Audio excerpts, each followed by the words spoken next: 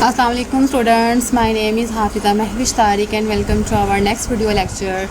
In the last lecture we are discussing about database development process. Today we are going to discuss our next topic, that is system development life cycle. ठीक है, पहले हमने discuss किया था कि software development life cycle को, ठीक है, और अब जो है हम डिस्कस करने जा रहे हैं, लास्ट लेक्चर में हमने डिस्कस किया था डेटाबेस डेवलपमेंट प्रोसेस को, और अब हम डिस्कस करने जा रहे हैं कि सिस्टम डेवलपमेंट लाइफ साइकिल क्या है। इसको हम SDLC भी बोलते हैं, ठीक है। तो ये क्या है? System development life cycle is a conventional way to develop an information system, ठीक है। एक कन्वेंशनल वे है जिसके थ्रू हम क्या करते हैं, एक इंफॉर्मेशन सिस्टम को डेवलप करते हैं। It consist of many steps and involves different persons. इसमें हम क्या करते हैं कि बहुत सारे स्टेप्स को परफॉर्म करते हैं और बहुत सारे लोगों को इन्वॉल्व करते हैं सिस्टम डेवलपमेंट लाइफ साइकिल में, एक सिस्टम को डेवलप करने के लिए। The steps of SDLC are as follows. कौन कौन से स्टेप्स हम परफॉर्म करेंगे, ठीक है। इसको देखने से पहले अगर हम एक एग्जांपल देख लेंगे, सपोज अगर हमें कोई काम करना है, कोई चीज़ बनानी है, ठीक है, तो हम क्या करते हैं, उसकी प्लानिंग करते हैं, ठीक है। हम पहले सोचते हैं कि ये काम कैसे होगा, ठीक है। उसके लिए हमें कुछ प्लानिंग करनी पड़ती है, ठीक है। कुछ हम रिक्वायरमेंट्स बताते हैं, अच्छा ये ऐसे होना चाहिए, इसके अंदर ये चीज़ भी मौजूद होनी चाहिए, ठीक है। सपोज अगर कॉलेज के लिए एक सॉफ्टवेयर बनाना चाहते हैं तो उसमें हम कहते हैं कि इसमें हम डाटा को एंटर कर सकें, इससे फी रिसिप्ट आ सके, ठीक है। उसके बाद स्टूडेंट्स का सारा रिकॉर्ड क्लियर हो सके, स्टूडेंट की सारी इन्फॉर्मेशन उस डाटाबेस के अंदर स्टोर हो, उस सॉफ्टवेयर के अंदर स्टोर हो, ठीक है। उसके लिए हम पहले प्लानिंग करेंगे, ठीक है। उसके बाद हम एनालिसिस करेंगे, ठीक है। उसके बाद कुछ प्रोसेस अप्लाई होगा, इम्प्लीमेंट करेंगे, ठीक है। फिर हम जो सॉफ्टवेयर है, जो सिस्टम डेवलप करेंगे, उसको टेस्ट करेंगे कि आया कि जो हमने रिक्वायरमेंट्स दी थी, ठीक है, जो हमने डिमांड की थी वो मतलब फुलफ़िल हो रही हैं या नहीं हो रही हैं, ठीक है। और उसके बाद नेक्स्ट पे जाके हम टेस्टिंग के बाद उसको इंस्टॉल कर लेंगे, ठीक है, यूज़ करना शुरू कर देंगे, ठीक है। तो इसी तरह ही किसी भी सिस्टम को डेवलप करने के लिए कुछ स्टेप्स हैं जिसको हम फॉलो करते हैं, वो स्टेप्स हम देखते हैं। फर्स्ट वन इज़ प्लानिंग, ठीक है। प्लानिंग क्या होती है कि फर्स्ट स्टेप होता है किसी भी सिस्टम को डेवलप करने के लिए, ठीक है। Second one is requirement analysis, ठीक है। फिर हम जो रिक्वायरमेंट होती है उनका एनालिसिस करते हैं। Third one is system design, ठीक है। फिर हम सिस्टम को डिज़ाइन करते हैं लॉजिकली एंड फिजिकली, ठीक है, यानी कि पहले उसका स्ट्रक्चर क्रिएट कर लेते हैं, ठीक है, उसका डिज़ाइन ड्रॉ कर लेते हैं, देन हम उसको फिजिकली इम्प्लीमेंट कर लेते हैं, ठीक है। Fourth one is software development. उसके बाद क्या होगा, हमने उसको डेवलप कर लेना है डिज़ाइन के बाद, ठीक है। और उसके बाद क्या है, सिस्टम टेस्टिंग। जो फिर हमने सिस्टम या सॉफ्टवेयर डेवलप किया है उसको हमने टेस्ट करना है। And six one is system implementation, ठीक है। जो सिस्टम टेस्ट हो गया है वो हमारी रिक्वायरमेंट्स को फुलफ़िल कर रहा है तो हम उसको क्या करेंगे, इम्प्लीमेंट कर लेंगे, ठीक है।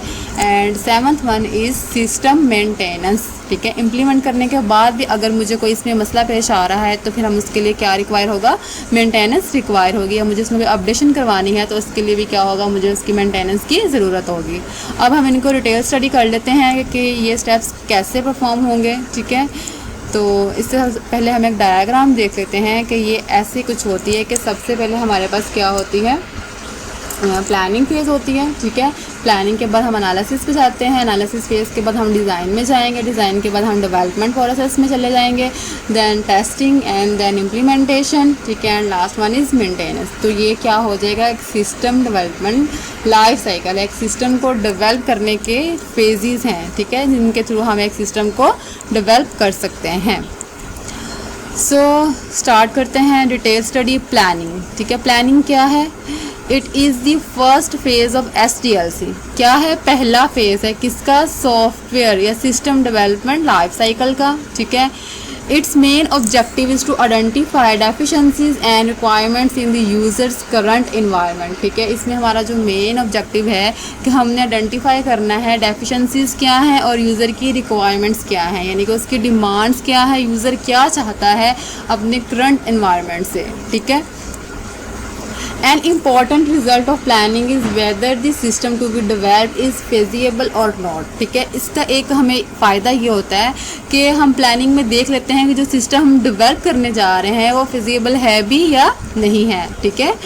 और उसके बाद हम क्या करते हैं, फिजिबिलिटी स्टडी रिपोर्ट बना लेते हैं, इस produce at the end of this phase. ठीक है, अगर तो हमारा सिस्टम फेजिबल है, ठीक है, तो तब भी, और अगर नहीं है तब भी हम एक रिपोर्ट बना लेंगे जिसमें हम बता देंगे कि ये सिस्टम कितना फेजिबल होगा और कितना नहीं होगा, यानी कि सेटिस्फाई होगा या नहीं होगा। ठीक है, या मुमकिन होगा या नहीं होगा। ठीक है, ये सारा कुछ क्या हो जाएगा, फिजिबल स्टडी रिपोर्ट के अंदर हम मेंशन कर लेंगे।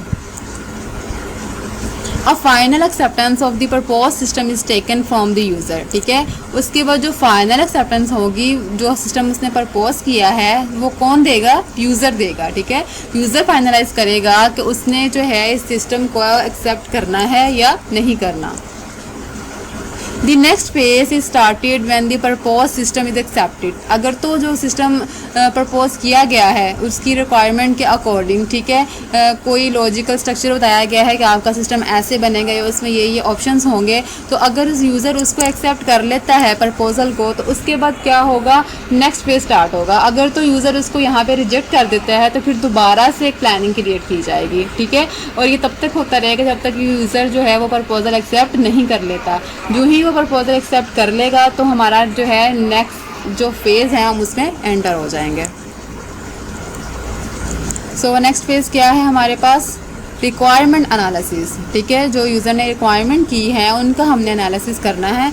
इन this phase the current business system is studied in detail to find out how it works and where the improvements are required. ठीक है, अब इसमें क्या है रिक्वायरमेंट एनालिसिस में कि जो करंट बिजनेस सिस्टम है, यानी कि जो सिस्टम वो पहले यूज़ कर रहा है, सपोज अगर मेरे पास एक फाइल बेस्ड सिस्टम है वो मैं यूज़ कर रही हूँ और मैं चाह रही हूँ कि फाइल बेस्ड सिस्टम को डाटाबेस में कन्वर्ट कर दूँ। ठीक है, तो क्या होगा अब इस फेज़ में कि मेरा जो फाइल बेस्ड सिस्टम है उसको डिटेल स्टडी किया जाएगा। ठीक है, और इसमें से देखा जाएगा कि कहाँ पे वर्क्स की ज़रूरत है, ठीक है, कहाँ पे इम्प्रूवमेंट चाहिए, कैसे जो है फाइल बेस्ड सिस्टम जो है डाटाबेस में कन्वर्ट किया जाएगा। ठीक है, अब इस फेज़ में ये सारी डिटेल स्टडी की जाएगी।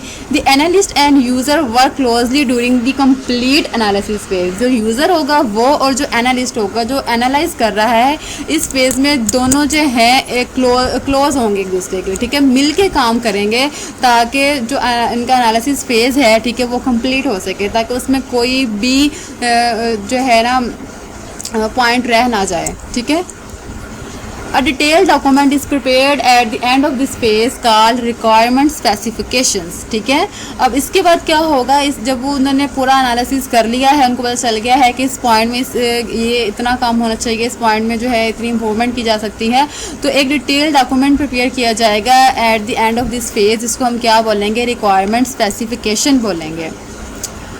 System design. ठीक है, नेक्स्ट में हमारे पास फेज है सिस्टम डिज़ाइन का। The requirement analysis phase provides the requirements of the system. ठीक है, एनालिसिस फेज ने क्या दिया, हमें एनालिसिस दिया सिस्टम का। ठीक है, the next phase is to design the new system to satisfy these requirements. अब हम क्या करने चाह रहे हैं कि फाइल बेस्ड सिस्टम का एनालिसिस कर लिया, ठीक है, उसके बाद हमने क्या करना है, अब न्यू सिस्टम क्रिएट करने जा रहे हैं। जो यूज़र ने या मैंने जो रिक्वायरमेंट्स दी थी उसके अकॉर्डिंग जो है उन रिक्वायरमेंट्स को सेटिस्फाई करने के लिए जो है नेक्स्ट सिस्टम क्रिएट किया जाएगा।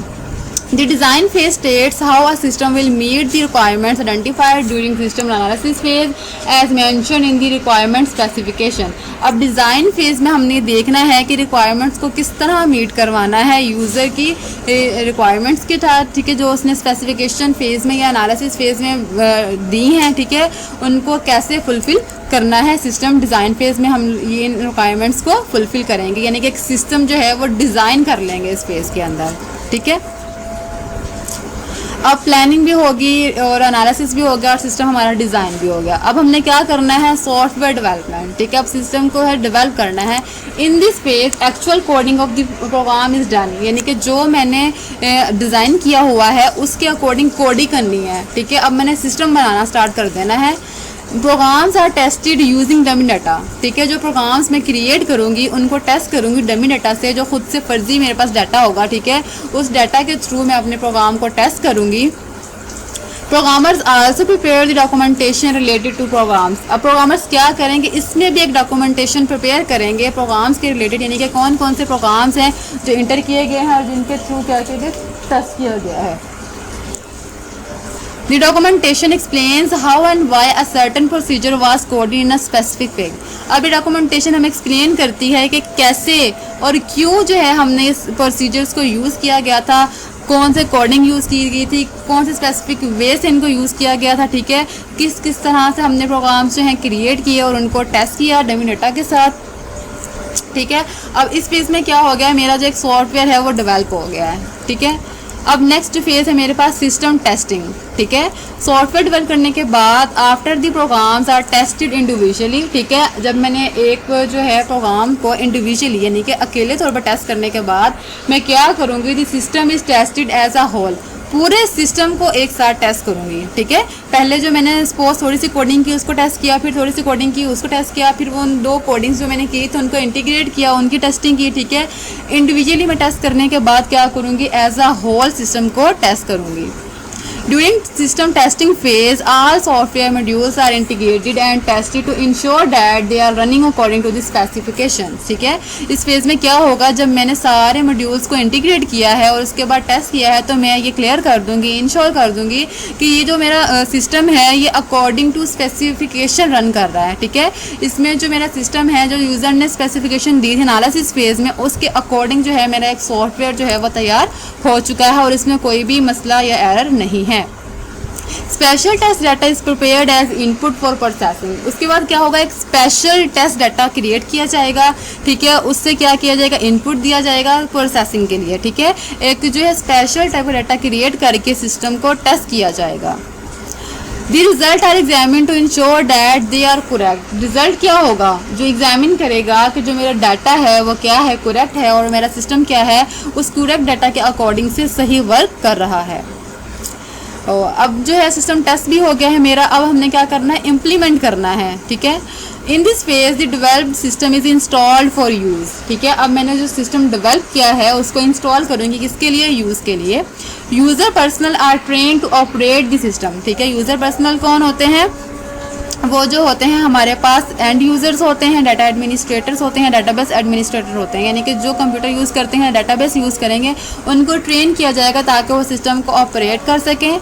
नेक्स्ट अभी सिस्टम मेंटेनेंस, ठीक है। अगर जो है सिस्टम इम्प्लीमेंट कर लिया है मैंने, उसके बाद अब मेंटेनेंस, ये जो है ना एक काफ़ी देर के बाद ये जो है स्टेप परफॉर्म होता है। अगर तो सिस्टम मेरा सही वर्क कर रहा है तो मुझे मेंटेनेंस की ज़रूरत नहीं होगी।